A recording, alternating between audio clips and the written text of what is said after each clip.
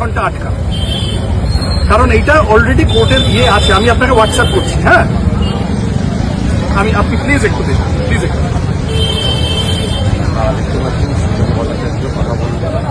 দেখুন, খুব দুর্ভাগ্যের যে কলকাতা হাইকোর্টের নির্দেশ থাকা সত্ত্বেও যে আপনারা উচ্ছেদ করতে পারবেন না, তারপরও এই বিশাল পুলিশ বাহিনী নিয়ে এসছে। আমরা খবর পেয়েছিলাম যে আজ আসতে পারে। আমরা ওদেরকে আজকে সকালে আবারও একবার এই হাইকোর্টের নির্দেশের কথা স্মরণ করিয়ে দিয়েছিলাম। আজকে যখন ওরা অফিসাররা এসছে, তাদেরকে আমরা ব্যাখ্যা করে বললাম যে এই নির্দেশের পরে যদি আপনারা উচ্ছেদের কাজ করেন, তাহলে আপনাদের কাছে আদালতে অবমাননা মামলা হবে, ফলে আপনি পার্সোনালি রেসপন্সিবল থেকে যান। ব্যাখ্যা করার পরে এখন ওরা বলছে যে না, আমরা আপাতত রুখে দিচ্ছি, কিন্তু আপনারা আমাদের সার্টিফাইড কপি এনে দিন।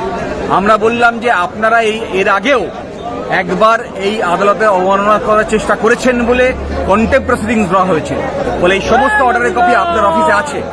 সেই রুল ডিসপোজ অফ হয়েছিল এই আন্ডারটেকিংয়ে যে আপনারা উচ্ছেদ করবেন। ফলে আজকে যে কাজ করতে এসছেন, আপনার হাইকোর্টে দেওয়া সেই আন্ডারটেকিংয়ের ভায়োলেশনও হবে। ফলে বুঝতেই পাচ্ছেন, সারা পশ্চিমবঙ্গ জুড়ে যে কাজ রেল করছে, এটা তার কোনো ব্যতিক্রমী ঘটনা নয়। শুধু এখানে উল্লেখযোগ্য বিষয় যে আদালতের নির্দেশকেও তারা পরোয়া করছে না। তবে আমরা বলছি যে আদালত, যেটা আমরা এখানে সমস্ত যারা নাগরিক, যারা এফেক্টেড ফ্যামিলি বা যারা ব্যবসায়ী, যাদেরকে উচ্ছেদ করার জন্য এসছে এরা, তাদেরকে আমরা বলেছি যে কিছু লোক আছে সারা পশ্চিমবঙ্গ জুড়ে এটা ভাসিয়ে দেওয়ার চেষ্টা করছে যে সরকারি জমি দখল করে আছি আমরা। আসলে আদালত যে নির্দেশ দিয়েছে, যে নির্দেশে খুব স্পষ্ট ভাষায় বলেছে যে যদি এখান থেকে তুলতে হয়, তাহলে আমাদেরকে অল্টারনেটিভ ল্যান্ড দিতে হবে, যেখানে কমার্শিয়াল ল্যান্ড দিতে হবে, যেখানে আমরা ব্যবসা করে খেতে পারি। ফলে উদ্দেশ্য খুব স্পষ্ট। সংবিধানে যে দায়বদ্ধতা আছে রাষ্ট্রের কাছে, যে দায় রাষ্ট্র পালন করতে বাধ্য, যে সমস্ত মানুষের জন্য রুজি রুটি নিশ্চিত করতে হবে, সমস্ত মানুষের এমপ্লয়মেন্ট নিশ্চিত করতে হবে, সমস্ত মানুষের শেল্টার নিশ্চিত করতে হবে, সেইটা নিশ্চিত না করে রেল কখনো কাউকে উচ্ছেদ করতে পারে না। যা পশ্চিমবঙ্গ জুড়ে রেল করছে, যা রেল এখানে আজকে করতে এসেছিল, তা শুধু বেআইনি নয়, তা সরাসরি সংবিধান বিরোধী। সংবিধানের অধিকারকে খর্ব করার জন্য সরাসরি রেল তার ফোর্সকে মিসইউজ করছে। ফলে সমস্ত মানুষ এক জায়গায় জড়ো হয়েছে। আমরা এই লড়াই, আইনি লড়াই আদালতেও চালাবো, রাস্তা লড়াইতে চলবে, আপনি দেখতে পাচ্ছেন। এবং এখানকার পুলিশ অফিসাররা তারা ছিলেন এতক্ষণ, তারা নিজেদের মধ্যে আলোচনা করে কথা বলতে ডেকেছিলেন। ওনারা যা বলছেন তার মানে হলো এখন আগামী কিছুদিন এখানে কোনো কিছু হওয়ার গল্প নেই। আজকে সারাদিন ধরে এই আলোচনা করে, রাত ধরে এই অঞ্চলের মানুষ, সাইডিং এর মানুষ, তাদের যে দাবি ছিল যে আমাদের কোনো কথা না বলে ভাঙচুর করে দেওয়া যাবে না, সেটা আমরা ওদের মানাতে পেরেছি। আমরা আজকে আপাতত জিতেছি। ওরা এখন ফিরে যাবে। কিন্তু কথা আছে, শোনো, দু তিনটে কথা আছে। এক হচ্ছে শামীমদা বলবেন টেকনিক্যাল ডিটেল, অঞ্চলের মানুষের দাবি দেওয়া, উনি মানুষের লয়ার হিসেবে ওদের সাথে কথা বলেছেন, সবার জানার অধিকার আছে। আমি আবার বলছি, এই পার্টি ওই পার্টি সেই পার্টির ব্যাপার না, এলাকার মানুষের বিষয়। কথাটা হলো যে ওরা আমাদেরকে কিছু অনুরোধ করেছে যে এই ব্যাপার আপনারা একটু মানবেন। আমরা বলেছি আচ্ছা, কালকে এই চত্বরের সংলগ্ন যে ব্যবসায়ীরা আছেন এই সাইডিং অ্যাসোসিয়েশনের, তাদের সাথে কালকে কথা বলে দ্রুত আবার রেলকে আমরা কমিউনিকেট করব, ওনাদের অনুরোধগুলো নিয়ে এখানে আলোচনা হবে। এইটা করতে হবে, এই সহযোগিতাটা আমাদেরও করতে হবে। ওদের কতগুলো অনুরোধ আছে এই চত্বর এইসব নিয়ে, ওটা কথা বলে আমরা করব।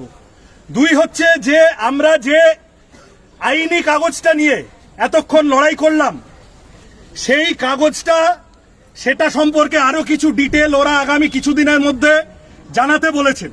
কতদিন হলো কথা? 21 দিন। 8 তারিখ কোর্ট খুলবে। এখন কোর্ট বন্ধ। 8 তারিখ কোর্ট খুলবে।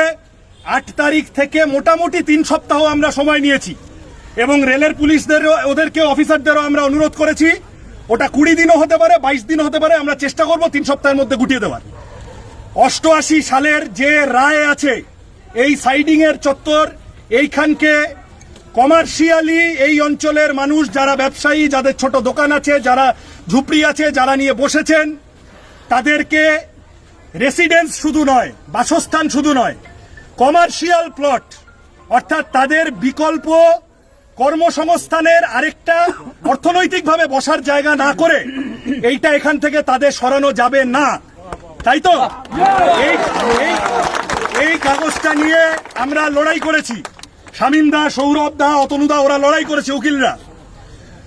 ওরা আমাদের কাছে জানতে চেয়েছে রেল যে এই কাগজটার পিছনে সাপোর্টিং আরো কিছু কাগজপত্র দরকার যাতে করে আপনাদের কথাটা দাঁড়িয়ে যায়। আমরা বলেছি আমরা সহযোগিতা করব। এই অঞ্চলের সাইডিং অ্যাসোসিয়েশন এবং অঞ্চলের মানুষ যারা আছেন, যা যা প্রয়োজন আপনারা সহযোগিতা করবেন তো? আমরা কোনো বেআইনি চিটিংবাজির মধ্যে নেই তো? আমরা হকের দাবিতে আছি তো? যা আছে আইনে, যা আছে কাগজে, যা আছে আমাদের অধিকারে, আমরা সেই অধিকার কোর্টের সামনে যথাসময়ে হাজির করব, উকিলরা যোগাযোগ রাখবেন। সুতরাং সেইটা আমাদের করতে হবে, আর একসাথে করব। খুব ভালো, উকিলদের সহযোগিতা করতে হবে। রেল যা কাগজপত্র চাইবে সেগুলো আগামী কদিনে ধরে ধরে দিতে হবে। আর দুই হলো, রেলের যে কটা অনুরোধ আছে, একটা দুটো ওদের কথা আছে বলার, ওদেরও তো চাকরি বাঁচাতে হয়, বোঝেন তো? বোঝেন তো? এ তো আমাদেরই মতো পরিবারের লোক, এ তো সব টাটা বিল্লা নয়, গাল দিয়ে লাভ নেই। সুতরাং ওদেরকে, ওদের যা কথা আছে সেগুলো শোনার মতো সহযোগিতা আমরা করব বলেছি। এই কথা নিয়ে ওরা এখন এখান থেকে যাবে। ওরা এটা মেনে নিয়েছে যে আজকে তো প্রশ্নই নেই, আগামী অন্তত 21 দিন, 8 তারিখের পরে, 8 তারিখ কোর্ট খুলবে, তারপরে অন্তত 21 দিন এখানে কোনো গল্পই নেই। আমরা চেষ্টা করব যাতে আর কোনোদিনই এখানে কোনো জেসিবি না আসার কোনো গল্প থাকে। হাতে এই কাগজ থাকবে, যারা যারা মনে করো তাদের থেকে নিয়ে নিজেদের পকেটে, নিজেদের কাছে একটা করে কাগজ রাখবে। এখন বেশ কদিন দরকার হবে। এবং ছবি, দোকানের লোকজন বিশেষত যাদের ছোট দোকান আছে, আর ছবি তুলে নেবে। সে বলতে পারে যে তোমার বাসস্থান কিছু হবে না তো, দোকানটা ভেঙে দেবো। না, মানবে না। কমার্শিয়াল প্লট মানে তোমার রুজি রোজগারের জায়গা, কমার্শিয়াল প্লট মানে তোমার ছোট দোকান, তোমার ব্যবসার জায়গা। সেইটা পুনর্বাসন না করে কারুর গায়ে হাত দেওয়া যাবে না।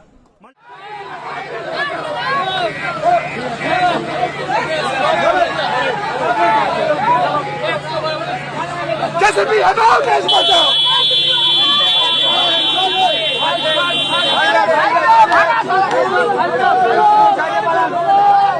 साइकिल